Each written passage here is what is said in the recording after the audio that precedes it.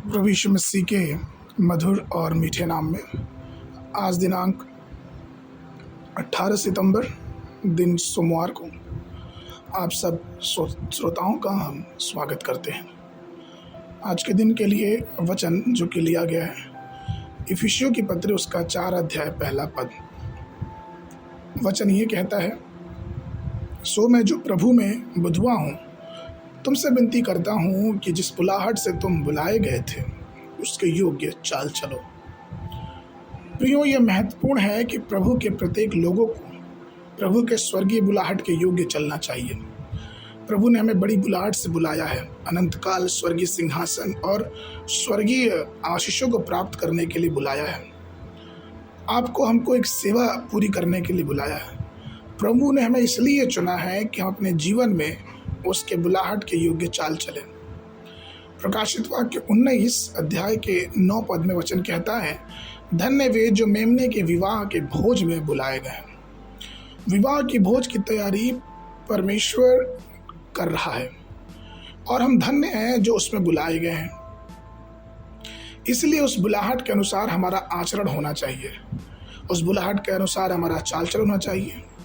वो जो कलवरी का सुसमाचार का प्रचार है, जब हम दूसरे को पहुंचाते हैं, जो उद्धार का संदेश है, जो हमारे सारे अभिशापों को, हमारे बंधनों को तोड़ता है, तो वो तभी हो पाएगा जब हम बड़ी दीनता और नम्रता से योग्य बन के उस बुलाहट को जो प्रभु ने हमें दिया है अपने जीवन में महसूस करें।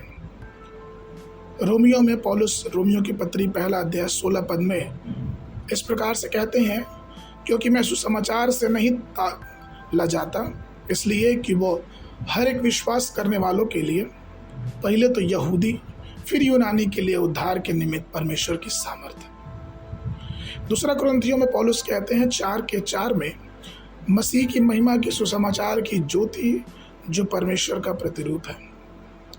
फिर रोमियो उसके 10:15 में पौलुस कहते हैं, और प्रचारक बिना क्यों कर सुने, और यदि भेजे ना जाए तो क्यों कर प्रचार करें।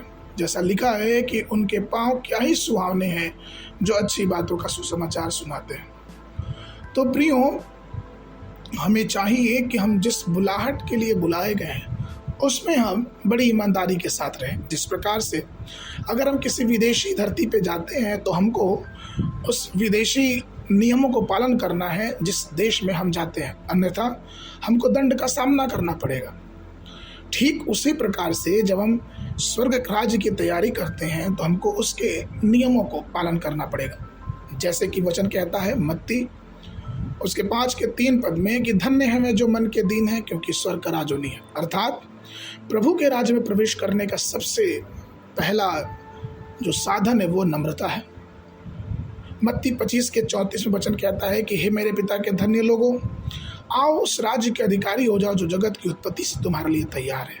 तैयारी है, लेकिन क्या हम उस तैयारी के लिए अपने आप को योग्य बना रहे हैं? ये प्रश्न आज के दिन हम सबसे है। इसलिए अपने जीवनों पे ध्यान दें कि क्या प्रभु के योग्य हमारा जीवन उस बुलाहट के अनुसार है कि नहीं। आज के मनन के लिए दानियल की पुस्तक उसका 7 अध्याय 18 पद। परंतु परम पधार के पवित्र लोग के राज्य को पाएंगे और युगान युग उसके अधिकारी बने रहेंगे। बाइबल अध्ययन के लिए सुबह के समय नीति वचन की पुस्तक उसका 30 और 31 अध्याय, शाम के समय दूसरा कुरिन्थियों की पुस्तक उसका 11 अध्याय 1 पद से लेके 15 पद तक। परमेश्वर आप सबको आशीष देवे।